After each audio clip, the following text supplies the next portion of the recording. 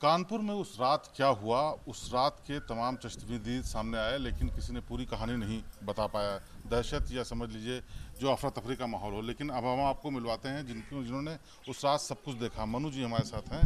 ये बताइए कि उस दिन कितने बजे क्या शुरू हुआ था, कैसे शुरू हुआ? 12 एग्जैक्ट टाइम नहीं पता हमको। 12 साढ़े 12 बजे की टाइम है। पहले फायरिंग उधर से स्टार्ट हो गई। तो जैसे पहली फायरिंग हुई वैसे हम लोग तो तुरंत चक गए। हम और मेरे हस्बैंड निकल के, मम्मी चल नहीं पाती, हम लोग उनके पास गए। तो और मम्मी ने 18 साल पहले अपनी एक बेटी खो चुकी संतोष शुक्ला कांड में, आप लोग निकलवा भी सकते हैं। उर्सला में दीदी खत्म हुई थी। तो मम्मी केवल ऐसे बोली, है बउआ भाग जाओ, है बउआ भाग जाओ। और मम्मी को हेलट रेफर किया गया था एडमिट करने के लिए, तो हमने कोरोना की वजह से करवाया नहीं था। तो तो ये तो बस ऐसे करके जो निकल गए। हमलावर थे वो किस तरफ से आए थे? ये यहाँ पे जो जिनकी डेथ हुई थी। वो सीओ साहब की हुई थी, देवेंद्र मिश्र जी की। हाँ, वो यहाँ पे जो डेथ हुई थी वो तो हेड इससे ऑफ आए थे। वहाँ पे एक आदमी था, वो बोला कि वो देखो लेटा हुआ है, क्योंकि ये दीवार लंबी है तो रात में इधर का ज़्यादा नहीं दिखता है, यहाँ छाई पड़ जाती। तो वो बोला वो देखो लेटा हुआ है। वहाँ से 4 आदमी कूदे, मुंह उनका बंधा हुआ था। हमने उधर कॉर्नर से देखा था, बंधा हुआ था। उन्होंने मारा और बस जैसे यहाँ गोलियां चलने लगी तो मेरे दोनों बच्चे इस कमरे में थे, इतनी तेज कीक रहे थे, रो रहे थे, इतना दहशत थी। आ, फिर आप समझ सकते हैं। अच्छा, ये जो लोग भाग करके जान बचाने के लिए कोशिश कर रहे थे, बताया दरवाजे के पास आए, कुछ लोग दरवाजे के पास भी आके गिर गए थे, वहां मारे गए, हाँ, क्या हुआ था? वो दोनों लोग आए और मम्मी से बोलने लगे, अम्मा दरवाज़ा खोल दो, मेरे छोटे छोटे बच्चे हैं, ऐसे बोलने लगे। तो मम्मी ने कहा बेटा हम चल नहीं पाते। और फायरिंग तो हो ही रही थी तो मम्मी भी डरी हुई थी, और फिर वो बीमार भी इतनी है। तो मम्मी ने जैसे अपने दोनों पैर नीचे रखे, और मतलब जो भी मम्मी ने कोशिश की हो वो मम्मी जाने। लेकिन जब तक मतलब वो पल था, और बस तुरंत वहाँ पे मेरे बरामदे में फायरिंग होने लगी, वो गाली देने लगे खूब गंदी गंदी वो लोग, और फायरिंग करने लगे। और बस तो वो जो लोग पहले वो दरवाजा हुआ खुलवाने था, की फिर कोशिश कर ये हुआ था। जो दरवाजा खुलवाने की कोशिश कर रहे थे वो लोग कौन थे? पुलिस वाले थे? रात में हम लोग को नहीं पता था पुलिस वाले थे। हम लोग को रात में, क्योंकि मतलब दुश्मनी तो काफ़ी है यहाँ पे, इस घर से भी दुश्मनी लड़ाई चलती है। और पैसे के लिए कुछ अभी बीच में पीछे भी लड़ाई हुई थी, विकास दुबे के पैसे किसी ने लिए हुए थे, तो वो दे नहीं रहे थे, तो बहुत लड़ाई वड़ाई उनसे भी। तो हम लोगों ने सोचा कि आपसी में गांव के ही लोग मारकूट मचा रहे हैं। अच्छा, और तो जब ये लोगों ने बाहर से चिल्लाए, आवाज लगाई कि किस तरह हमको बचा लो, तो क्या बोल रहे थे वो लोग?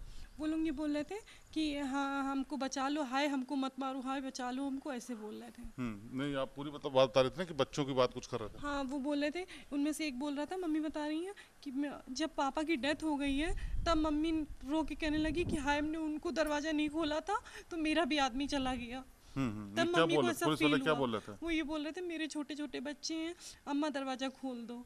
अच्छा, लेकिन फिर डर के मारे नहीं खोल पाए दरवाजा? डर के मारे क्या, जब मम्मी अभी आप चल के लेटरिन बाथरूम वही कमरे में ही मम्मी को करा रहे हैं। तो हेलट के लिए कागज़ मेरे पास रखे हैं, हेलट रेफर के, दिखा भी सकते हैं, दवा बस सब मम्मी की ट्रीटमेंट पूरा रखा है। अच्छा। तो मम्मी नहीं वो हो पाई। और जब तक मम्मी चाहती थी, मतलब इतनी तेज़ फायरिंग हो रही थी कि मेरे दरवाजे में भी छर्रे लगे हैं, आप लोग देख सकते हैं। अच्छा, इसके बाद जब सीईओ साहब के ऊपर बताया जा रहा है कि यहाँ पे कोई धारदार हथियार से भी हमला किया गया, उनको भी वो चोट आई? सब हमने कुछ नहीं, जैसे यहाँ पे फायरिंग हुई वैसे मेरे बच्चों का जगना हुआ। आप समझ सकते हैं एक अकेली लेडीज़, दो दो बच्चे जिसके साथ हों और इतना फायरिंग हो रही हो।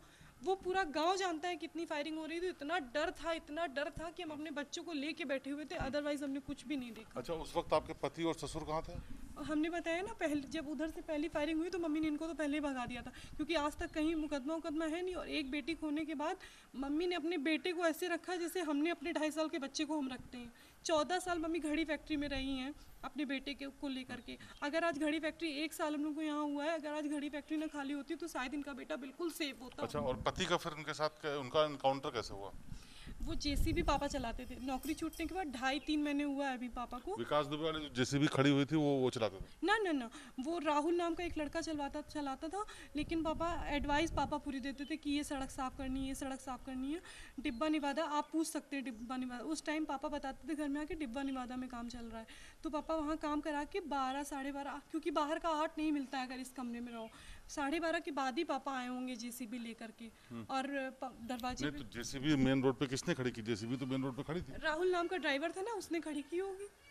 क्यों, पापा जब लेकर के आए थे तो फिर रात में दोबारा राहुल को क्यों चाबी फिर मिली? पापा जेसीबी चला कहाँ पाते थे, वो तो ड्राइवर राहुल था ना। अच्छा, हाँ, चलाता वो था। चलाता वो था पापा। फिर जेसीबी वो क्यों बाहर गए, कब गए बाहर?